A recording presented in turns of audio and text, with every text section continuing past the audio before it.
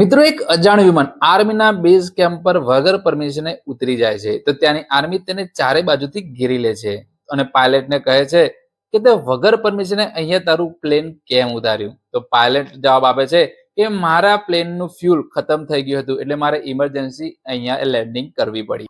આર્મીએ પૂછપરછ માટે તેને આખી રાત રોકી રાખ્યો, કારણ કે તે વ્યક્તિ દુશ્મનનો જાસૂસ કે આતંકવાદી હોઈ શકે છે. પણ જ્યારે કન્ફર્મ થઈ ગયું તે કોઈ આતંકવાદી કે જાસૂસ નહીં, તો આર્મીએ તેને જવા દીધો અને કહ્યું કે ફરીવાર આવી મોટી ભૂલ ના કરતો, નહીં તો તને જેલમાં ધકેલી દેવામાં આવશે. આગલી રાત્રે એ જ પાયલટ એ જ વિમાનમાં એક મુસાફર સાથે ત્યાં જ ઉતર્યો. તો સેનાએ કીધું, કાલ તને ના નથી પાડી કે તું અહીંયા ના આવતો? તો પાયલટ બે હાથ જોડીને કહ્યું, તમારે મારી સાથે જે કરવું હોય ને તે કરજો, પણ મારી સાથે મારી પત્ની છે અને તેને તમે સમજાવો કે હું કાલ રાત્રે ક્યાં હતો.